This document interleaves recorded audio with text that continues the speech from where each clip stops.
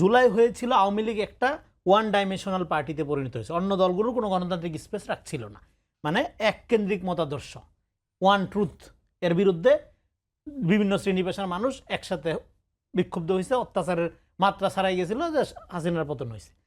এই যে ব্যাপারটা, তার মানে কি একটা মতাদর্শ, একটা ওয়ান ট্রুথ, সিঙ্গুলার পার্টি, এইটার বিরুদ্ধেই গণঅভ্যুত্থান হয়েছে। এবার আপনার রাজনীতি কি?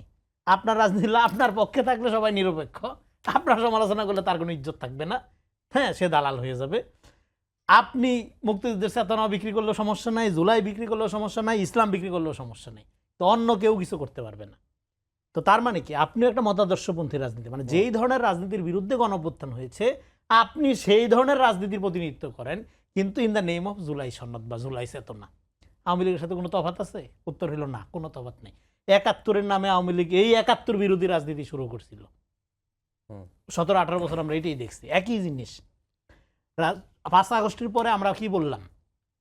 আমরা বললাম যে রাষ্ট্র হবে ভ্যালু বেজ, ইডিওলজি থাকবে সমাজে। আপনি একটা মুসলিম সেন্টিমেন্টের রাজনীতি করেন in the name of Islam. ইসলামের সাথে এটা দূরতম কোনো সম্পর্ক নেই, কারণ ইসলামের একমাত্র প্রতিনিধিত্ব আপনি করেন না।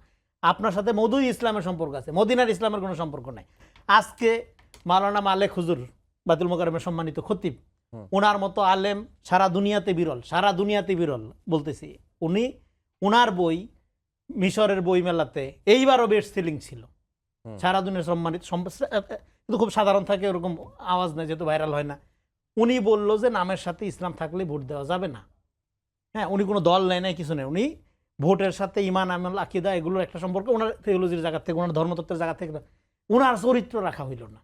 হারুন ইজহার সাহেব সম্মানিত আলেম, তার চিন্তা মতাদর্শ আপনি পছন্দ না করেন, এখন হারুন ইজহার জঙ্গি হয়ে গেছে, একই মামলার আসামি। এটা আমি এর আগেও বলছি, আবারও বলি। আলী হাসান ওসামা, মুফতি প্রিয় বক্তা আমির হামজা, যার অনেক জ্ঞান উনি আমাদের বাংলাদেশে দিয়েছে, ইন্ডিয়ান নায়িকাদের বাংলাদেশে পরিচিত করানোর একটা ভূমিকা উনি রেখেছে। রাশমিকাকে আমি চিনতাম না, সত্যি কথা, ওনার মাধ্যমে চিনছি, এই জন্য আমি পদে পদে ধন্যবাদ দিই ওনাকে। তো একই মামলার আসামি ৩ জন, হ্যাঁ, এবং মুফতি হারুন ইজহার সাহেব একটা মামলা, ওই যে একবার হাসিনার আমলে একটা লোক তলোয়ার নিয়ে সংসদ ভবনে গেছিল না জিহাদ করার জন্য, গাজওয়াতুল হিন্দ, ওই মামলার আসামি ৩ জন, একই মামলার আসামি। এবার আলী হাসান ওসামা চলে গেল জামাতে, আর উনি তো জামাতের এমপি হয়ে গেল, জঙ্গি হয়ে গেল হারুন ইজহার। এটা কি সায়েন্স?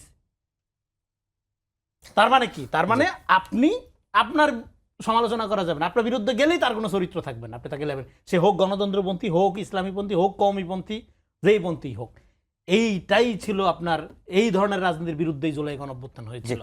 শেষ করে ফেলে এখানে করে, তার মানে উদারতার রাজনীতি, যেটা ৫ তারিখের পরে সবচেয়ে বেশি যে রাজনৈতিক দলটা সংকটে পড়েছে সেটা হলো জামাত ইসলাম। তার রাজনীতিটা চেঞ্জ করতে হবে, তার রাজনীতিটাকে ডেমোক্রেটিক পদ্ধতি, মানে একটা গণতান্ত্রিক ইনক্লুসিভ রাজনীতি বলতে যেটা বুঝি, সেই জায়গায় তাকে রিয়েলি আসতে হবে। মানুষ এই ধরনের রাজনীতির নামে এই ধরনের পলিটিক্স পছন্দ করে না।